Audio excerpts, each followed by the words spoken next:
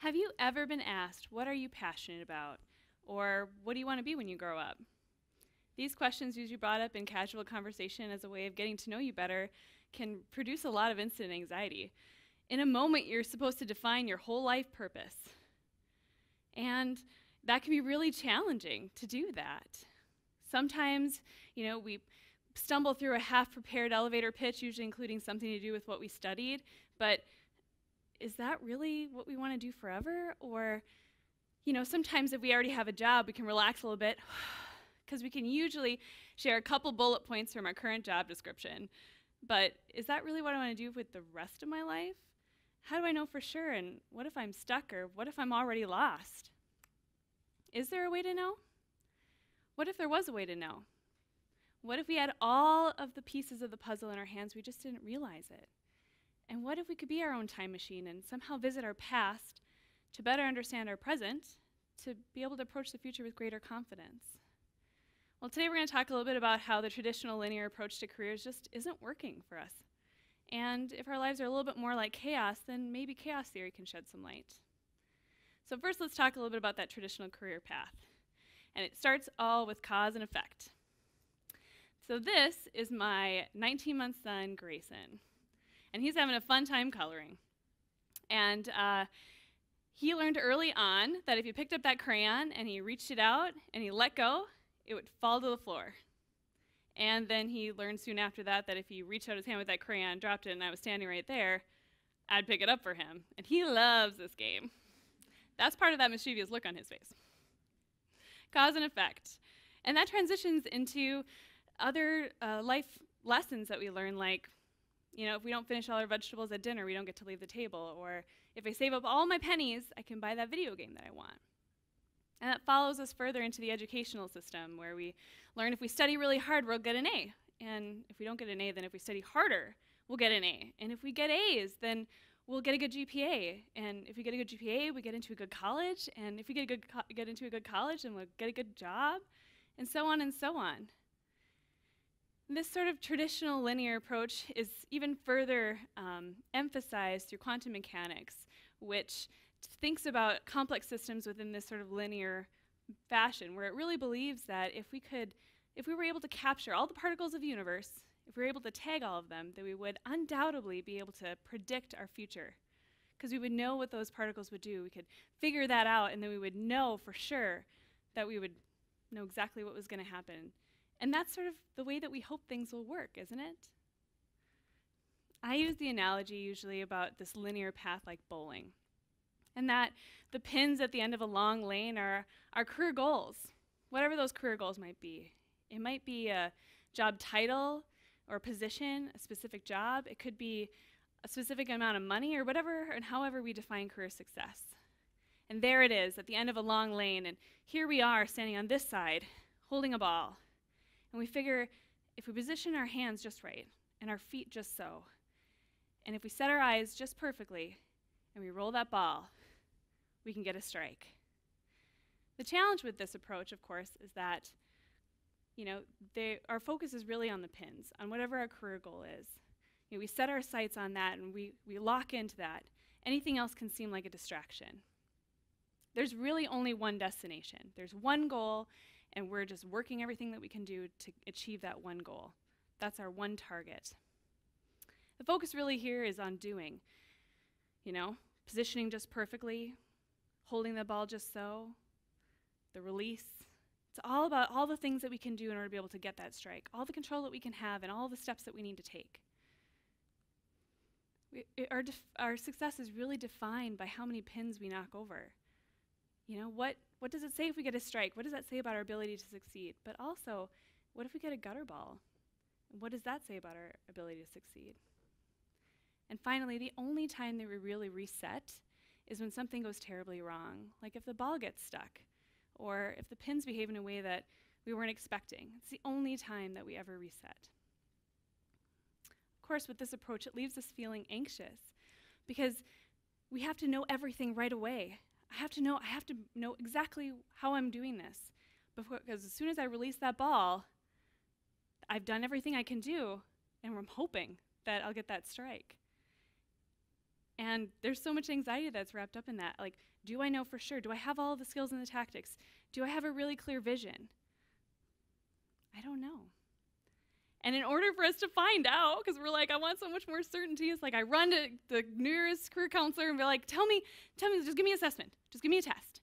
Give me a test that'll tell me everything that I want to be, everything that I should do, and then with that test results in hand, I can be like, great, it says accountant, wonderful. So that's my goal, and then I'll just plan all the steps that I need to do in order to be able to be an accountant. The problem, of course, with that is that no assessment is going to tell you everything that you are and everything that you want to be, and it doesn't guarantee you that if you become an accountant that you'll be happy or successful, and it doesn't guarantee that you'll become an accountant at all. And the truth is that our world isn't as simple as that cause and effect relationship, and if it was, we would all be bowling 300s, and I can tell you that my score is not 300. That cause and effect relationship is, a nice idea. I think we really wish that it could be that simple, but the truth is, just because you get an internship with a company doesn't mean they're going to offer you a job. And just because you get a job and work really hard at it doesn't mean that you're going to get promoted. And just because you major in something doesn't guarantee you a job in that field. And the truth is, our lives are a little bit more chaotic than that. That it's not as simple as those one-to-one ratios, that quantum mechanical thing. Even if we could find all the particles of the universe and we could tag all of them, it doesn't mean that it's going to end up being exactly the way that we predicted. And that's really where chaos theory came from.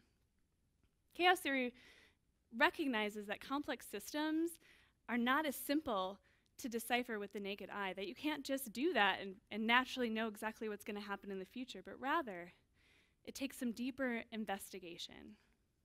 With chaos theories and all of these complex systems, you have to really investigate. But once you take a deeper look into what's happening and how all of these particles are moving, that naturally these point attractors start to emerge. These themes, all of the molecules and everything start to behave in patterns that become more and more predictable. And they call that the butterfly effect.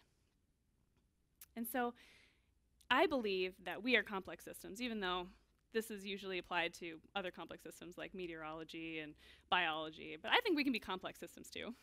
And I think that we can apply chaos theory to our own past. And so I believe that, like I said, that we can do this, that we can take the same approach to be able to investigate our past, to better understand where are these themes arising.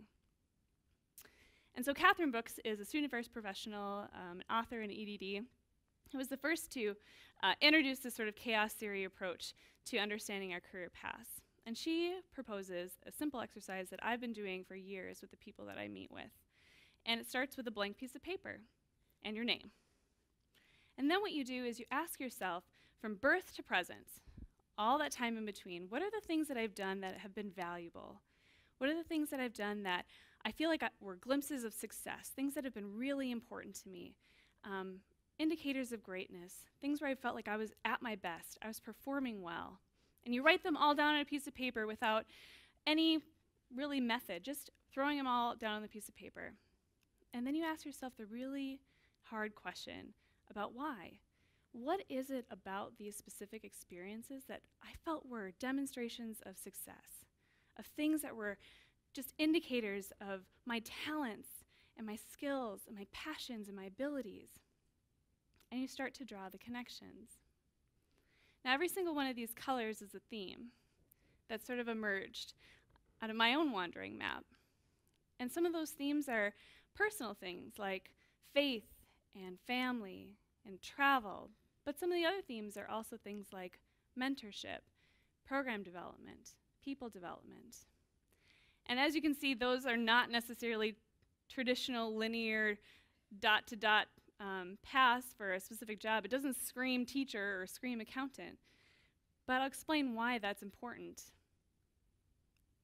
There's so many things in here that can be transferred to so many different opportunities if we could better understand them. But this really helps you investigate, what is it, where are my attractors? In all the chaos and all the things that are going on in my life, where are the attractors? What keeps finding me, or what do I keep finding that is surfacing up in my life? Now, I believe that if you can use bowling as an analogy for traditional version of career paths, I think that you use pinball to sort of connect with the analogy of chaos theory. So in the traditional sense, you used to just focus on the pins, but in this sort of chaotic way of approaching and understanding things, it's really important to focus on the ball. Like, you really need to understand yourself instead of really focusing on a specific target. Figure out what am I good at? What do I really love to do? What am I passionate about? But what naturally finds me? Where are my skills and my strengths aligned? So it's important to focus on the ball.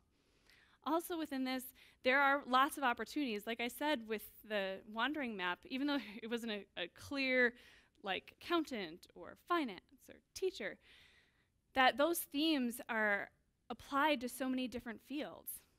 If you have great organizational skills, it could surface in college as an event planner.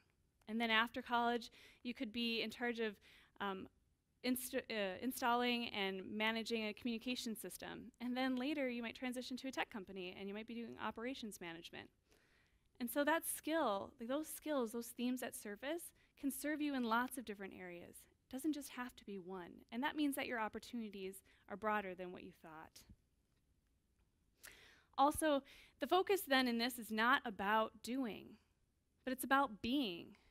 It's about understanding the human being, all the things that make you operate and that drive you. It's about understanding those things and letting that direct the human doing, instead of the human doing defining the human being. Instead of those titles and that, that pin that you're trying to knock over defining you, it's you deciding. And it's about finding that internal alignment. Instead of letting, like I said, that job title define you, it's about finding that value alignment, making sure that what you're doing is connecting with you instead of validating you in the world. And finally, this approach means that you reset often. You reset every single time that you have a new opportunity. Anytime that you do any growth, you go back to your wandering map and you add it, and you draw new themes.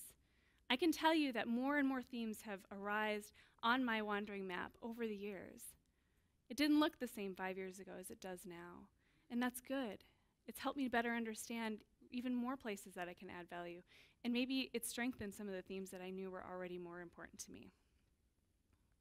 The other thing about chaos theory is it tells us that any small change that happens in the present can drastically change where the point attractors surface in the future. And that can be really scary for someone who has a set target, has one place, one destination that they want to hit. Because if they do, if anything changes at all, that means they're going to miss their target. And that's where that anxiety comes from. But for someone who understands and starts to investigate and figure out those things that are really important, that can be such a promise. Because that means that those little steps that you take now can mean greater alignment for you in the future. And that's a great opportunity. So today, I'm telling you, think about those things. Take time to really investigate yourself. Figure out, what am I good at? What are my talents and my strengths and my values? And what am I passionate about? And what are my experiences telling me? And do that and start applying those things to your daily lives. I think it's so important. It's not selfish to spend this time thinking about what I really want to do. Gallup recently came out with a study that said people who operate in their areas of strength are 6 times more engaged at work, but also report a 3 times higher overall life satisfaction. So doing what you do well every day not only impacts the value you have at work, but the value you have for the people in your life. So do this. Figure out you. Be the best you that you can be. And then, like I said, by doing this, you can really harness your past and understand it, leverage it to better understand your present, and then transition that more confidently into the future so that you can have happiness, not just sometime, somewhere in the distance at a point, but you can have it today. Thank you.